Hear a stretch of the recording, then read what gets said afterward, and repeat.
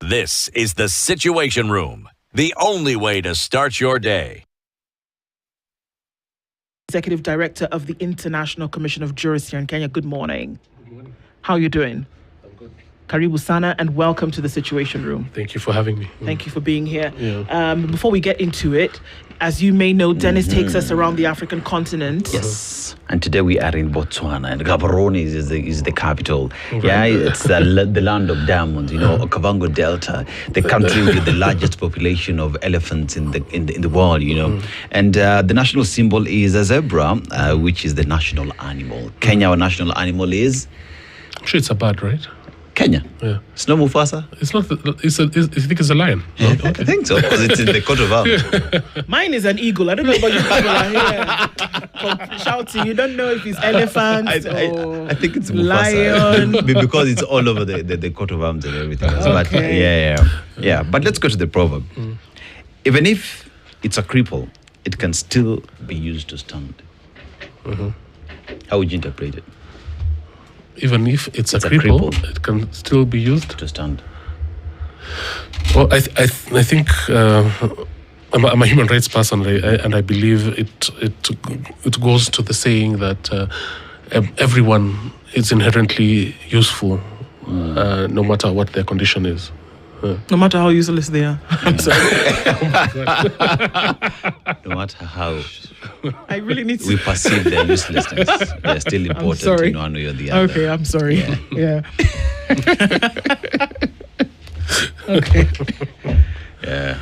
So, the last couple of weeks has shown us clearly, and not just the last couple of weeks, but we've actually seen examples of this over years, whereby the judiciary as an arm of government oftentimes is seen as the stepsister who's supposed to sit in the corner next to the fireplace and sweep up the ashes, and that the legislature and the executive can be over here doing whatever they want.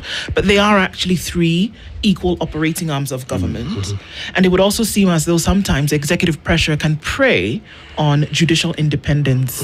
What would be your overview of the situation in Kenya at the moment? Is judiciary operating on its own independently, or do we see some kind of executive pressure to have some things done? Okay. Well, Kenya's history has shown us that there's always going to be pressure on the judiciary.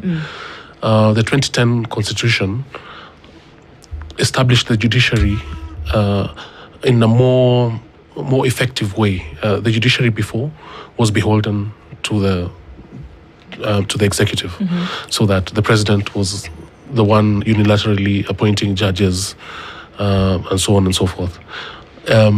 After 2010, first of all, the Constitution basically gave Kenyans their sovereign power, right? And then that sovereign power was subject to judicial authority. And so the judiciary was important for establishing or determining whether something is constitutional or unconstitutional. And so if you look at our region, Kenya's judiciary has been quite important in defining and demarcating rights, defining executive power. So, for example, in 2017, when the judiciary said that the election was null and void, that is something that that was the first time in Africa, actually, where the judiciary told the president that whatever you've been doing, we do not agree with it, and let's go back to the drawing board. And so that contestation is always going to be there. Part of the independence of that judiciary has been how judges are picked. So the Judicial Service Commission, which has representatives from the judiciary, representatives from the state, so the AG and two appointees of the president, representatives from the LSK, and so far the judiciary has been picking judges in what you'd say in a very open process, But be that as it may, the pressure from the executive is always it's always there. You know, like the executive sees the judiciary as this arm of government that takes us back to the drawing board so many times. You know, but what I would urge is you know, it's our this is our constitution. It's democracy. You know. I mean, one would ask the question then, when it comes to the appointment of judges, and this just comes at the backdrop of what we saw recently, a JSC member, deputy chair of JSC, at status wearing party colors, you know, and with the pressure that then comes from executive and the president also having to appoint individuals that would sit at the JSC, one asks the question, is it then the president trying to ensure that those that end up being judges at the judiciary are his friends, are aligned to him because he has appointed his people to sit at the JSC? Because how do you explain then an independent judiciary if it has members who are seen to be playing politics and singing to the whims of the executive? So on Friday, the International Commission of Jurists wrote a letter to the Chief Justice, who also happens to be the chairperson of the Judicial Service Commission. And what we were saying is, first of all, that issue needs to be placed before the Judicial Service Commission. They need to deliberate upon it and make public their findings, because we cannot have a situation where the person who plays a role in choosing our next the person who sits in the Supreme Court. You know, we have a vacancy in the Supreme Court. We have interviews for the High Court. You know, judges of the High Court are very important because they inherently they're the ones who actually decide whether one or you know they can decide whether something is constitutional or not. Yes, you know, very important. And so, first of all, that needs to be deliberated, and the Chief Justice needs to pronounce herself on that issue. Okay. Because we find that is very unusual. It flies in the face of judicial independence. You know, which is something that is quite important in our constitutional order. Okay. Yeah. So let's shoot from the hip here, Demas. Yeah. Okay. That interviews happen at the foot of the JSC. Yes. The Judicial Service Commission receives applications from people who want to sit. For example, okay, first of all, it sends out a call for these jobs. There are people who want to sit in those positions and to serve in those positions. So they send forward their applications with their recommendations. The JSC then takes a set of names, and those names are presented to the president, right? The president then takes from that list, or anybody else that he may think that he wants to add to that list, because we've seen it happen before. And we say he because Kenya's never had a female. But this appointment happens at the behest of the president, does it not? No, that's not the case. But it's from this list. Does he appoint the list that he's given?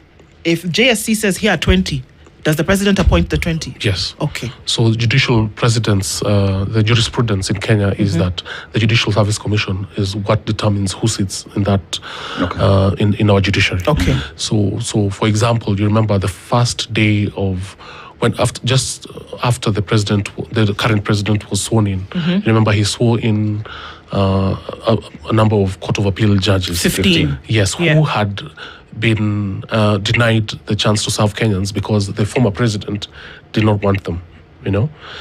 So the system is that the Judicial Service Commission determines who sits, but it's the president who effects the appointment. So the president can decide to decline those suggestions. So if you talk about it judicially, is that the president does not have that luxury to decide not to appoint. But he does, because the last president did not appoint the names that were given to him before. Now that's when we go back to what we talk about in terms of the rule of law and constitutionalism.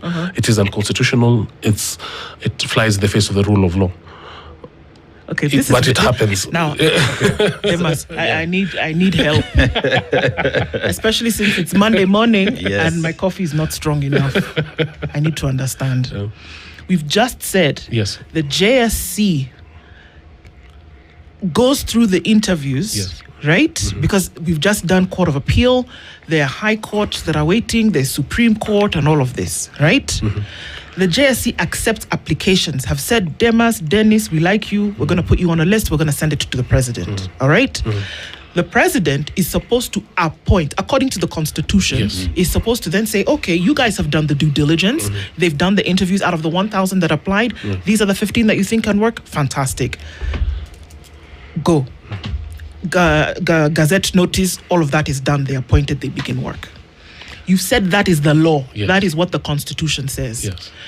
But then you've also said that the president appoints, if he doesn't appoint, it is against the law. Yes.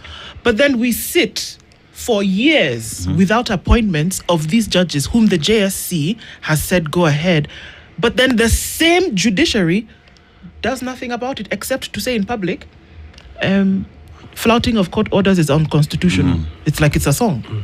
But then that's it. And that we just know it to be the case. Yeah. Like the sky is blue. Flouting of court orders is unconstitutional. The sun is shining. Flouting of court orders is unconstitutional. That's all we hear. Yeah. Why? So that is the nature of our democracy. Judiciaries do not have enforcing powers, right? So the judiciary, if it orders your arrest, it's a member of the executive who will come and arrest you. You know, if it orders your imprisonment, it is a member of the executive who will imprison you. Yeah. If it orders that something is unconstitutional, it's Parliament that will go and change that law to make it constitutional. You know, Parliament, the bedfellows of the executive. So that is the problem that we have. We've had incestuous relationship between the executive and Parliament. But the ideal situation is that actually the biggest checker of the executive usually is Parliament. But in our system, it seems that the biggest check to the executive is the judiciary. So Demas, one ask the question, because everything here seems to be a little bit messed up, you know, and confusing. You know why? Because here is a body that is charged with the sole mandate of vetting those who want to be judges, right? And goes through the entire process and then gives the names to the president to say, okay, fine, these are the names that we have, we have vetted them, they're clean, please go ahead and appoint them. But what happens if the president, who is a consumer of intelligence, finds there is a problem with individuals in that list of names that have been given to him as the president and the executive and the leader pretty much of the country? Does he not have any say? How does he then move to say, these individuals whose names have been given to me, I have a problem with person A, B, C, D, and as a result, I would not proceed to appoint because there is a problem with individuals in this, because I have intelligence. Yes. How do you handle that? So unless that intelligence landed on your desk yesterday, yet... What if it did? No. You see, think about it this way. The president has the Attorney General sitting in the Judicial Service Commission. Yes. And two appointees representing the public. Like, for example, right now, Isaac Ruto is one of them. You know, that is how the executive is supposed to channel its concerns about whoever is being vetted. Who happens to be a member of the party that the president is the chairman of. We're going there. Sorry. Yeah. I guess the coffee's kicked in now. Yeah. So that is the forum that is supposed to determine such things. And we've had this situation. So the 15, for example, the president said, I have evidence that they are not suitable. Where is that evidence? Where did you place that evidence? You know, and that is why it was determined several times by the courts that it was unconstitutional. I hear you say that then the president, even if he has a problem, the best way to address his issues is through his appointees and the Attorney General. In fact, the Attorney General, who sits in cabinet, yes, who is the legal advisor of the state. Okay. How? So in all of this, optics are extremely important because if I was president, right? Yeah. And then I appointed my sister to be the Attorney General, and then I appointed my boyfriend or husband or whatever to be, take your pick. Member of GSC. Yeah, exactly. The vice Yes, of the the GSC. vice president. Okay. Or vice of the chair. GS, vice chair of the GSC. Even if these individuals were worth their value in terms of what they're able to do as a job and would be extremely independent, the look of it, right? The look of it would appear as though I needed somebody who would be partisan in order for things to go in the way in which I wanted them to go. Does it kind of look like that in Kenya at the moment? I think part of the reason that the JSC is composed of quite diverse group of people, representatives of the Law Society. So 2 representatives from the Law Society, representatives from the magistracy, High Court, Court of Appeal, Supreme Court, and then representatives of the people who are nominated by the state, by the executive. And the reason for that mix is to ensure that, by the time they sit down and deliberate, that they have considered so many things, right? And another thing that sets Kenya apart is that when you go there, especially if you are a serving magistrate or a judge, your record is what you are tested against. So if you made an absurd ruling or judgment, that will be brought before you, and you will have to explain why you did that. And so we have a system where judges seek and actually are very conscious about every decision they make, because it will be a barrier or a way that they become they are promoted. Okay. Can I ask the question differently? Yes. If you have a chair, if you have a vice chair in the JSC who happens to be a party member of the party where the president of the country, different arm of government, is the party chair. Yes. Doesn't that look a certain type of way? It does. Because if we connect it to the fact that the president is the appointing authority Yes. when it comes to judges being put in particular positions, and that the JSC, again, for which a vice chair holds significant sway, is the one responsible for presenting these names or making these decisions of the names that will be presented to the... Do you see where I'm going? Yeah, I see it. Doesn't it pose a little bit of a quagmire when it comes to, okay, then are we sure that everybody who's been appointed is not being sent on a mission to pursue a particular objective which then must be fulfilled? This is the thought that is out in the court of public opinion. How then do we dissuade ourselves from the notion that everything else that happens thereafter is going to be done for a certain agenda to be fulfilled? Yeah. How do we dissuade people from thinking that if this is what we see in plain sight? I think to answer it a different way is that there was wisdom in allowing the president to appoint certain people into that Judicial Service Commission. Number one is that maybe in terms of thinking about intelligence, in terms of considering talking about executive interests, not partisan interests, right? And so I see the concern, but I think that's just how the cake is baked in our system. And it's not been problematic before. Oh, there's okay. That's and think about it this way. The former person who sat in that position is the current head of public service. Yeah, and he served. I think at that time served also with Olive Mogenda, who also sat in the Judicial Service Commission, and. I do not remember hearing any concerns at that time because they served without showing their partisan hands. Okay. Yes. Right? So now we have an issue where someone has shown their hand and they are supposed to deliberate on who's sitting in the Supreme Court, who might decide who's winning the next election, And that is where we have a concern that perhaps the Judicial Service Commission needs to sit down, deliberate on that issue, and make it public. One asks the question then, let's talk about JSC formation. You said we have, the president has how many representatives, the executive? The Attorney General and 2 representatives of the people. So we have 3, right? Yeah. And 2 representatives of the people. Yeah. So with these representatives, one would say, who have a direct connection to the president, one asks the question, is there any possibility that these individuals might be at JSC with directive from the executive on what they must deliver?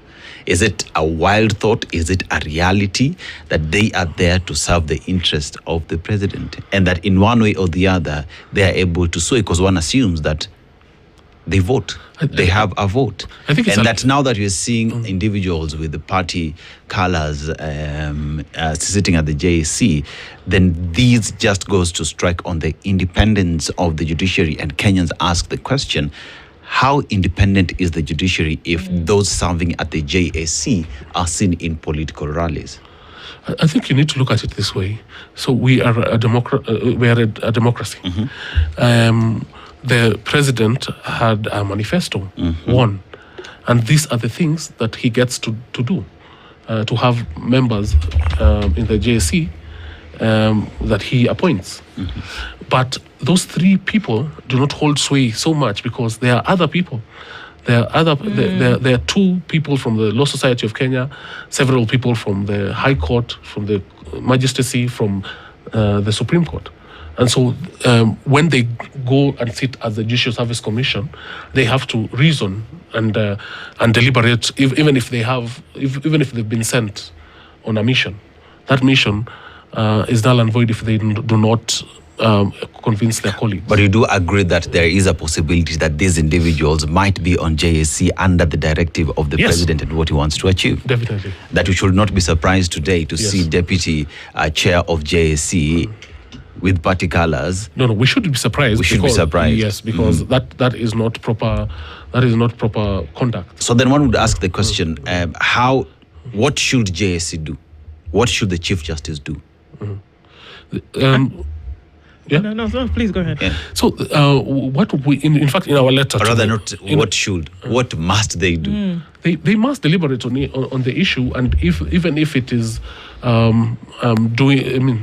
opening certain disciplinary measures, and announcing that, for example, this was not right, it should never happen again, and perhaps we have petitions in Parliament for his removal, but that's a whole other process. But what I'm saying is that the Judicial Service Commission should pronounce itself that this was improper, should never happen again. Can JSC kick out a member and request for a different member? No. But what they can do is that they can make him sit out, for example, the next appointments. Okay. Wow. Again, going back to what optics can actually do to damage public psyche when it comes to some of these things, because it's now forever emblazoned on the minds of people that there's possibly somebody within the JSC who's doing the bidding for the executive, and you can't run away from that, especially since the JSC has not pronounced itself, and they probably didn't need to wait until somebody called it out, because it was not the JSC that called it out in that point. So then how do you then, for anything moving forward, again, divest yourself from the notion that then the JSC is actually doing and or purporting to do the executive's bidding? How do you run away from that? Because again, everybody saw it, but the JSC, who is the champion of that particular process, said nothing, did nothing, and now 2 weeks down the line is when we are saying the JSC ought to pronounce itself on that. Well, I think it's a little bit too far into the water, for that to happen, because again, it's already been emblazoned in the minds of people that, you're sitting basically not having a problem with this. And that's the problem. Even if it is just one member, that's all it really takes, isn't it?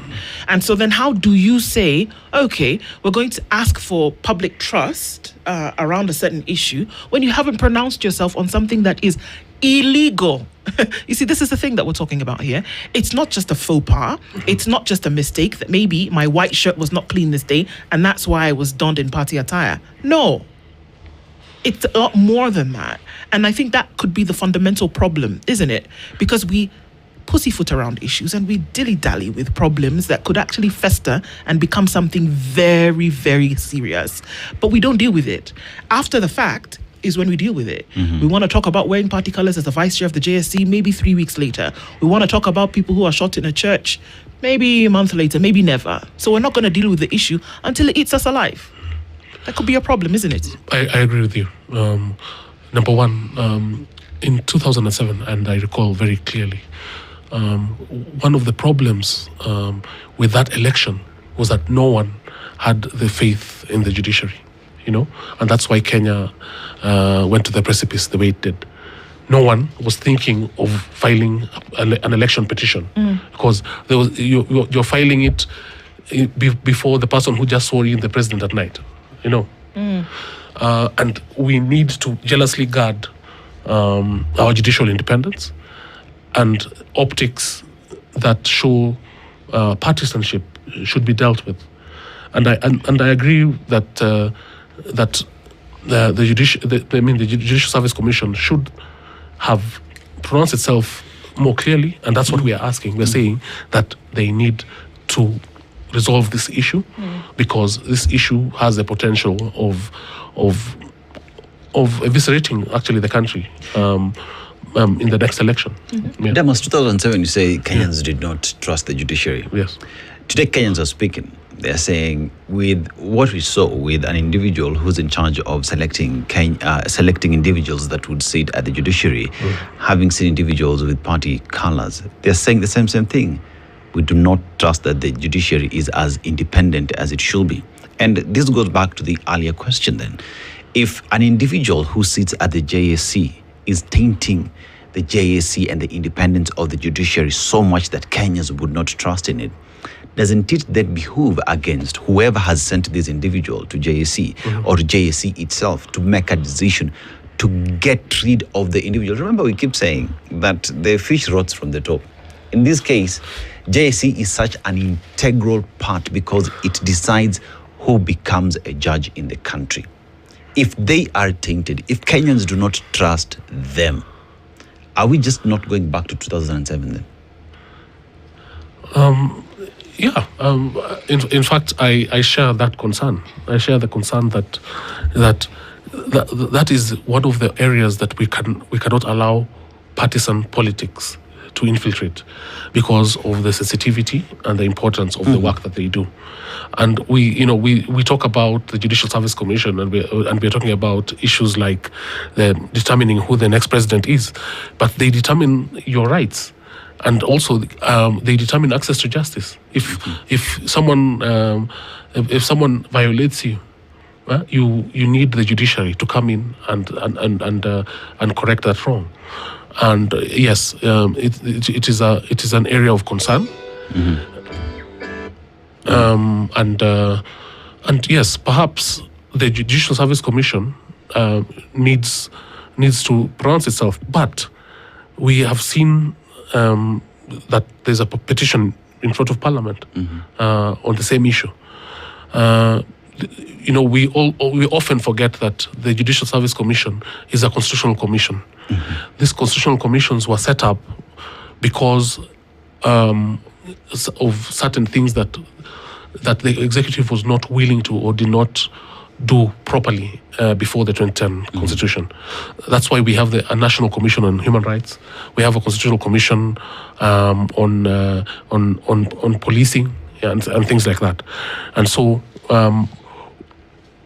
these people, by the time they got into that job, they have also security of tenure. And so any move to question their legitimacy has to follow the rule of law. And that is why the removal of a Judicial Service Commission person has to go through Parliament. Okay. Yeah. Who oversights the commission? The people of Kenya. Yeah. Wow. Yeah. Oh, wow. Okay. Yeah. So we've instituted a commission over whom you can't really hold to account. I think, you know, so think about it this way. Elections, land, policing, human rights, these were issues that were very sensitive to Kenyans. These were issues that before 2010, we decided that we need to remove it from the executive and give it to another body that is beholden to the people of Kenya, right? Like the sovereign people of Kenya. And these people are only answerable to the Kenyan people, not the executive, and sort of answerable to Parliament because they have to be vetted by Parliament. Yeah. You get. And so we find ourselves in a situation that so someone has done something that that Kenyans are questioning. So what is the process? So then if it's the people of Kenya who can hold JSC accountable, that means the only other body that can watch over JSC is Parliament, because Kenyans have donated their power to members of Parliament, right? So that means if today a member of the JSC was to be kicked out, it's not that they can't be kicked out. They can be kicked out, but the process has to go through Parliament. Right? And that notwithstanding, today as we sit here, as JSC, as a body, and we see that one member has gone against the code of conduct within their own modus operandi, then can JSC itself, through its leadership, through its members, sanction a member and forward a complaint to the National Assembly so that it is disciplinary action from within, not without? Can JSC do that itself? It can, but to be more pragmatic is that what the JSC can do in this situation is say, okay, this person has done something that we believe is wrong. We have appointments of one appointment in the Supreme Court and several in the High Court. As we deliberate on this issue, this person will not sit and vote in that process. That's number one, right? We have petitions that have already gone to Parliament.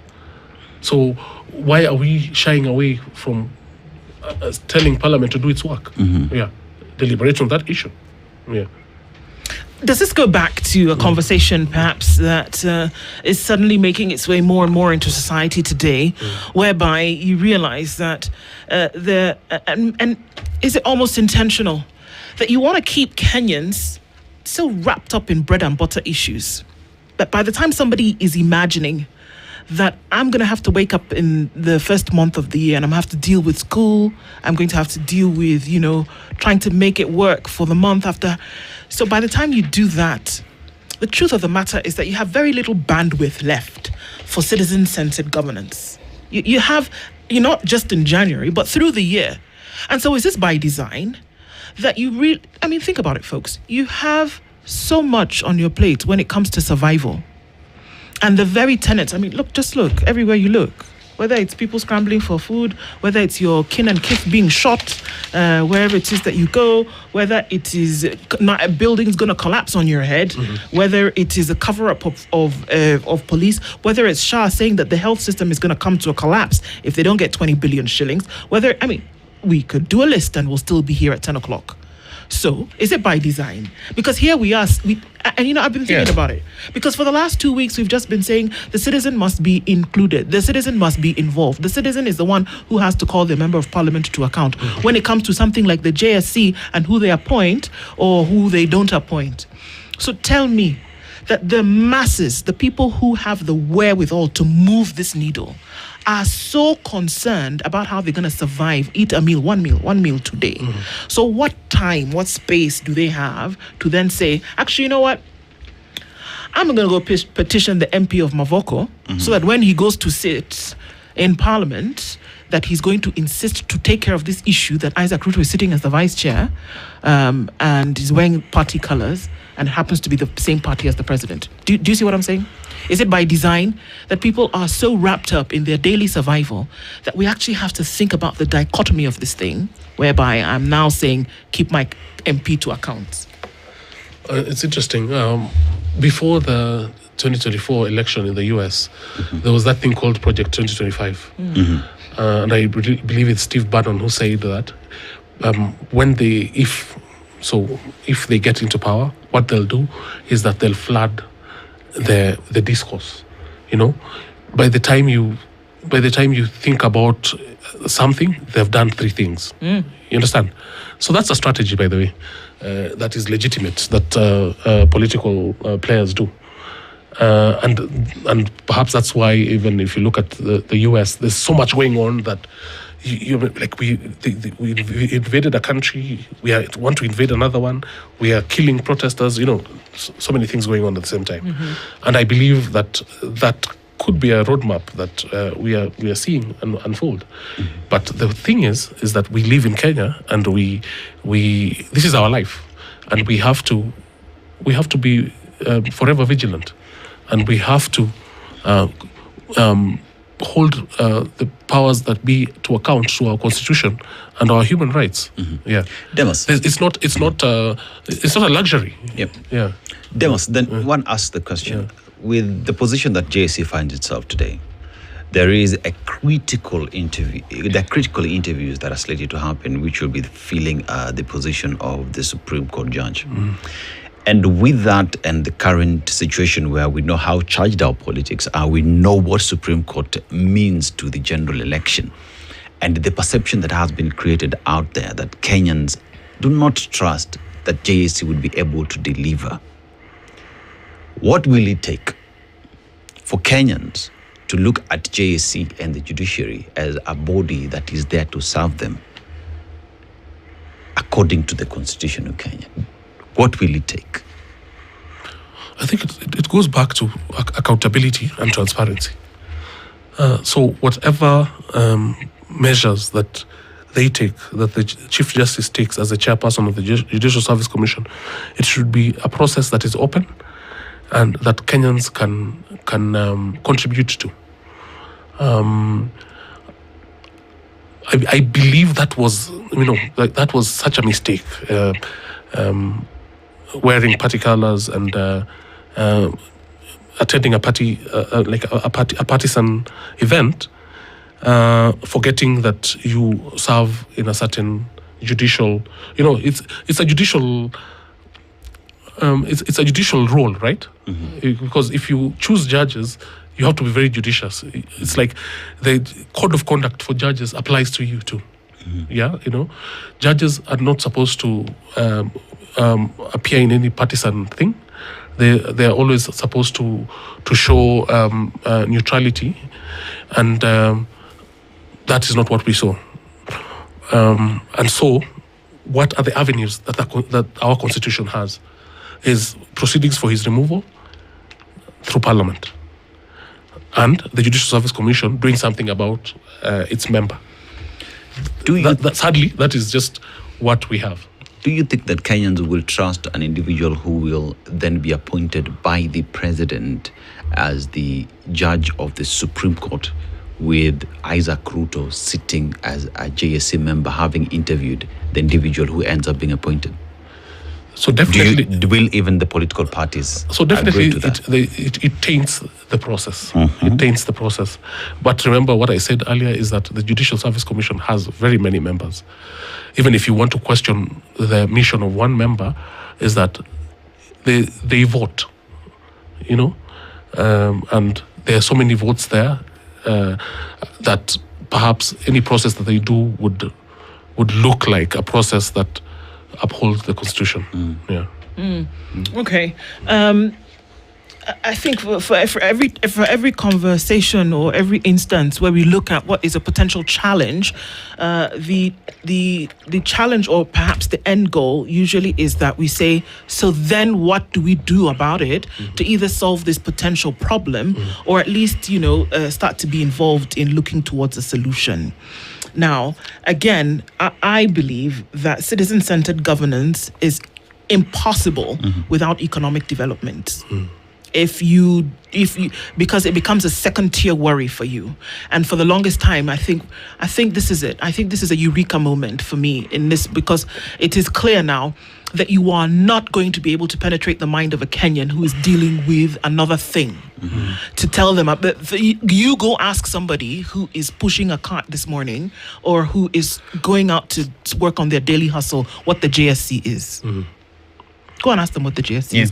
Ask them who makes up the JSC. Ask them if they even knew that there was an incident and who were. Do you see what I'm saying? I get you. So we're relying on the masses to keep the legislature accountable, who essentially would be the one to solve this problem of recall or something like that. But we're relying on them for something that they do not have the capacity to do. And I'm not talking about intellectual capacity. I'm saying the bandwidth at that moment to say, look, I have too many a struggle. And that's why I'm saying it is a thing that is by design. Because if you keep the people when they're in a state of want, you're then able to control them. And we can't run away from that narrative because it is very much a possibility. So how then do we fix issues that will keep people free?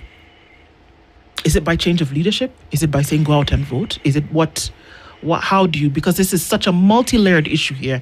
It seems like on the face of it, it's just a JSC issue, but clearly it goes much deeper. It does. So let me just give you an example. In 2015, Katiba Institute questioned the constitutionality of the CDF. Constitutional development. Constituency Development Fund. Yes.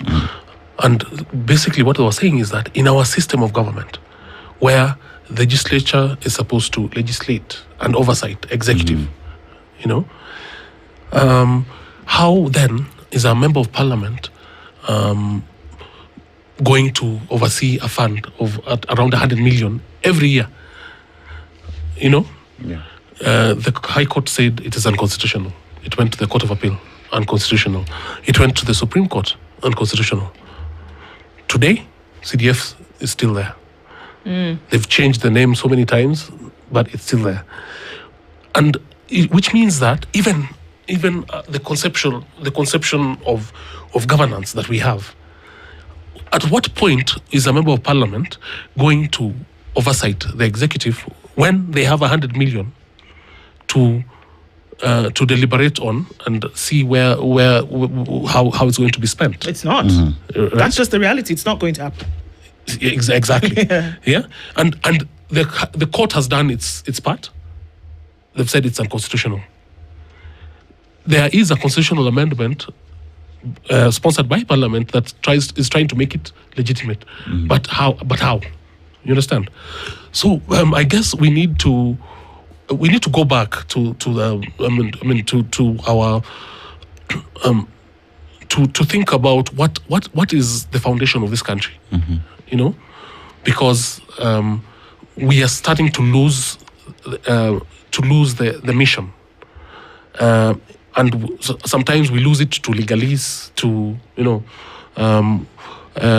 who has power, who doesn't have power, and things like that. But at the end of the day, it looks like we are just infringement by fraction. We are just eating at the foundations, and we might find ourselves in a situation where there's nothing to salvage. Yeah. Is it a question of, we know the law, we know the code of conduct, we know what you're supposed to do, but we'll go against all of that because at the end of the day, we've overwhelmed Kenyans so much that they have a lot in their plate that they would not be able to speak. That today someone would know they're doing something wrong, but they would do it anyway because mtadu. And if it's that's the idea out there by individuals, then one asks the question, what is our saving grace? Because if today JSC is saying we will investigate, fine, you investigate, but It did not come from you, yet someone who sits there knowingly broke the code of ethics, went against the modus operandi. One asks the question, if that is the ideology that we have out here, that I can break the law, but because I'm close to the executive, there's nothing you'll do. What are we doing to the fabric of the country, and what must we do? Because that's the question. We can't just be complaining without finding solutions. What must individuals in these positions of authority do to retain the fabric and the sanctity of the positions they do hold? Our constitution has chapter 10 that establishes the values and principles of governance, equality, human rights, and then we have the leadership and integrity part. We have, those are the most ignored parts of our constitution.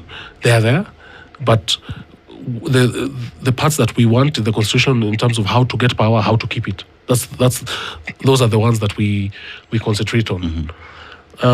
We need to get back to that realization. What were we saying in 2010? What had happened before 2010 that we chose such a document? We had gone to the dogs in 2007, and the reason some of us really insist on breathing life into the Constitution is because that Constitution is what saved us. Every day we seem to be moving away from that constitutional promise, and it's just going to take us back to that precipice that we were able to avoid. But will we be able to avoid it when we have eroded all public trust? But it's very important to emphasize the agency of Kenyans. Let us not say that Kenyans are not able to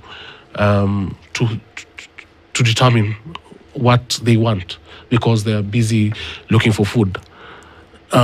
Because the Constitution is actually for the sovereign people of Kenya are the ones who decide everything. We have been able to erode certain things. So, for example, whenever we go to elections, there's a lot of bribery and so on and so forth. But let's remember that in 2024, in 2025, Kenyans decided to exercise their rights in a different way. They went to the streets. And the government had to listen and had to change tact. And so how do we keep that momentum and channel it to useful things? Yeah. Indeed. Those are the questions, and we're left with that in our lap this morning to then obviously look into. Thank you for joining us in this conversation today. It's given a lot of food for thought, that's for sure, in terms of where Kenyans find themselves today. And hopefully that we can get to a place whereby one thing doesn't cancel out the other, but we can do both at the same time. Demas Kiprono is the Executive Director of the International Commission of Jurists and has been our guest this hour. Good morning, 8 a.m.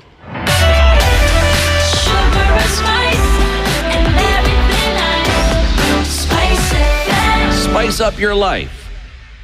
This is the Situation Room, the only way to start your day.